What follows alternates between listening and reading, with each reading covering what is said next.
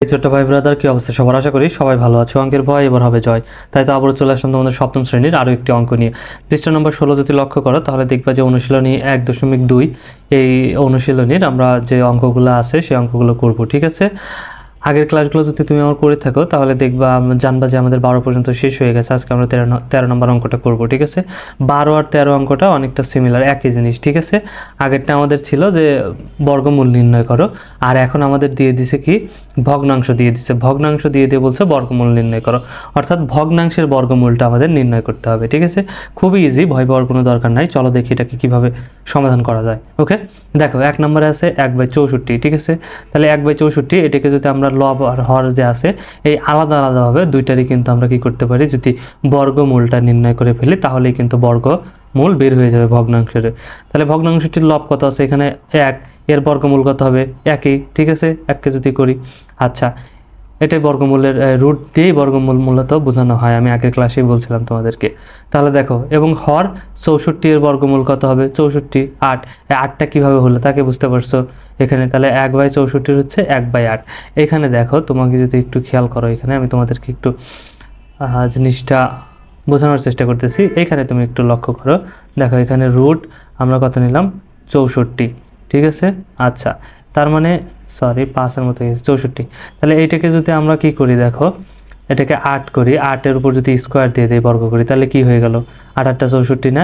8-এর উপর স্কোয়ার মানেই কয়টা, 8-এর উপর স্কোয়ার মানে 8 আছে কয়টা বলো তো, 8 গুণ 8, তাই না, 2টা 8 আছে কিন্তু। তাহলে 8 8টা আমাদের কত হয়ে যাবে 64। সেমভাবে এখন এখানে দেখো এই স্কোয়ার আর রুট কেটে যায়, তাহলে বাঁচলো কি শুধু 8। তাহলে উপরে হচ্ছে যে শুধু আসলে 1 আর নিচে আসলো 8, ঠিক আছে। এটাকে তুমি এইভাবে না করে সরাসরি কিন্তু আবার এইভাবেও করে দিতে পারো। আমাদের আছে কত 1/64, 1 কত আছে এখানে দেখো 64, তাই না। তাহলে তুমি এটাকে কি করতে পারো, এটা হচ্ছে রুট করে দিতে পারো, কারণ রুট মানে বর্গমূল। তাহলে এটাকে আমরা আলাদা করে দিতে পারি, উপরে 1-এর উপরেও রুট, ঠিক আছে, নিচে কত 64-এর উপরেও কিন্তু আমাদের কি হয়ে যাবে বলো তো, রুট হয়ে যাবে, ঠিক আছে 64। তাহলে সেমভাবে 1কে যদি আমরা কি করি স্কোয়ার করি, এর কি মান বাড়বে, 1-এর উপর স্কোয়ার মানে 1 গুণ 1, তাহলে কি হয়ে যাবে 1ই হয়ে যাবে, ঠিক আছে, এরকম থাকবে। আর নিচে আমরা কি করতে পারি 8-এর উপর স্কোয়ার দিয়ে দিতে পারি 64কে ভেঙে, তাহলে এই স্কোয়ার আর রুট কেটে যাবে। এইখান থেকেও সেমভাবে উপরে স্কোয়ার আর রুট কেটে যাবে, তাহলে উপরে শুধু বাঁচবে কত 1 আর নিচে বাঁচবে 8। তাহলে এটাই আমাদের বর্গমূল, 1/64-এর বর্গমূল হচ্ছে আমাদের 1/8। বোঝা গেল কি না বলো, এখানে কি কঠিন কিছু, একদম ইজি না, একদম ইজি কিন্তু। তাহলে 1/8 বর্গমূল পেয়ে গেছি। সেমভাবে এখানে দেখো 49 আর 111, এই 49-এর বর্গমূল করবো আমরা, ঠিক আছে। তাহলে 7, কারণ 7 গুণ 7 7 49, 7-এর উপর স্কোয়ার দিলে 7 আর স্কোয়ার আর রুট কেটে যেত। আর এখানে 121 আছে, তাহলে 11 দুগুণা সরি 11 আর 11কে গুণ করলে, 11কে স্কোয়ার করলে তার মানে 11 গুণ 11, 11কে 11 দিয়ে গুণ করলে কত হয়ে যাবে 121, ঠিক আছে। তাহলে স্কোয়ার কেটে রুট কেটে যাবে, শুধু 11 হয়ে যাবে। তাহলে 49 আর হচ্ছে 121, এটার আমাদের কি হবে বর্গমূল কত হবে 7/11, ঠিক আছে। আচ্ছা, তারপর এটা দেখো একটু লক্ষ্য করো তাহলেই বুঝতে পারবা। এখানে গ নাম্বার যদি তুমি একটু লক্ষ্য করো তাহলে এখানে দেখো গ নাম্বারে কি বলছে। এখানে আমাদের কি আছে, এটা কিন্তু আমাদের কি ভগ্নাংশ বলো তো, এটা কিন্তু আমাদের মিশ্র ভগ্নাংশ, ঠিক আছে। 11 সমস্ত 144, ঠিক আছে, 97/144। আচ্ছা, এটাকে আমাদের আগে কি করতে হবে, মিশ্র ভগ্নাংশ কোনো কাজ করা যায় না, এই জন্য মিশ্র ভগ্নাংশকে আগে কী করতে হয়, অপ্রকৃত ভগ্নাংশ বানাতে হয়, ঠিক আছে। ভগ্নাংশ কিন্তু 3 ধরনের, প্রকৃত, অপ্রকৃত আর মিশ্র। প্রকৃত ভগ্নাংশ যেটার হইতেছে হর বড় থাকে লব ছোট থাকে, আর অপ্রকৃতর হরের লব হচ্ছে বড় থাকে হর থাকে ছোট, ঠিক আছে। আর মিশ্র ভগ্নাংশ একটা পূর্ণ সংখ্যার সাথে একটা প্রকৃত ভগ্নাংশ যুক্ত থাকে। ওকে, তাহলে দেখো 11 সমস্ত 97/144, এটা আমাদের কি আছে, এটা আছে আমাদের মিশ্র ভগ্নাংশ। একে আমরা এখন কি করব, অপ্রকৃত ভগ্নাংশে রূপান্তর করব। অপ্রকৃত ভগ্নাংশের রূপান্তর আমরা জানি, দেখো তো এখানে কত আছে 144, ঠিক আছে।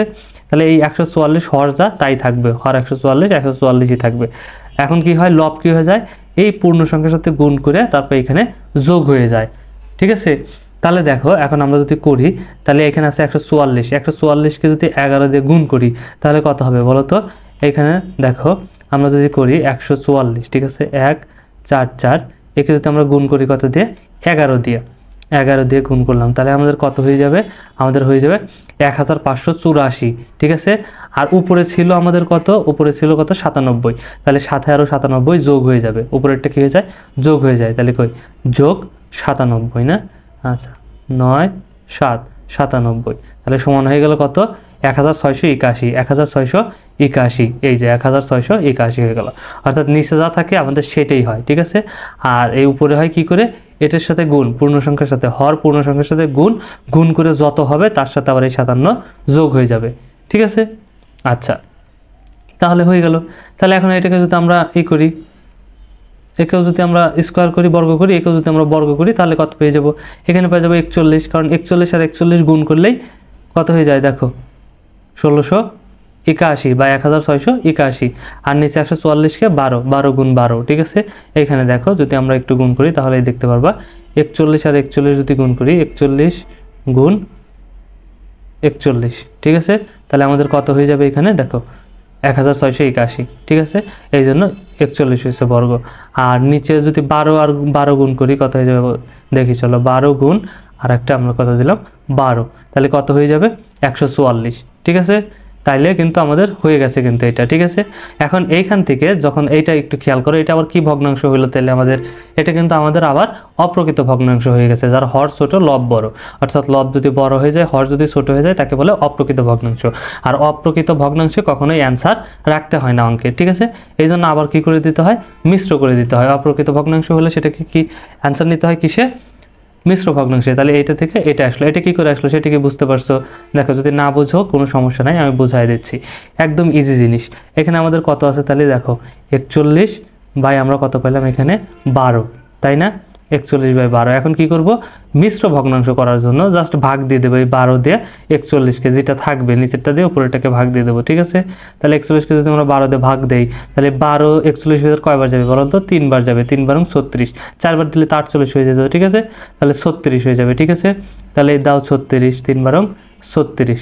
তাহলে এখন যদি বিয়োগ করি কত হবে, 6 আছে কত হলে 1 কত ধরতে হবে 11, তাহলে 6 আছে কত হলে 11 হবে, 5 হলে হাতে আমার 1, 3 একে 4, 4 মিলে গেল, বাম শূন্য বসে না, ঠিক আছে। এখন এই যে আমাদের ভাগশেষ যেটা বাঁচলো, ভাগশেষ কত বাঁচছে, শুধু 5 না, এই ভাগশেষ হয়ে যায় লব, ভাগশেষ হয়ে যায় লব, ঠিক আছে। তাহলে এই যে 3-এর উপরে ভাগশেষ হয়ে গেল লব। আর আমরা ভাজক যেটাতে ভাগ করলাম, এই যে 12 দিয়ে ভাগ করলাম না, এই 12টা হয়ে যায় নিচে হর, ঠিক আছে। এই যে এখন হয়ে গেল 3 সমস্ত 5/12, ঠিক আছে। এই যে 3 সমস্ত 5/12 আমাদের এটা পাইলাম এইভাবে ভাগ করে। আশা করি বুঝতে পারছো, তাই না?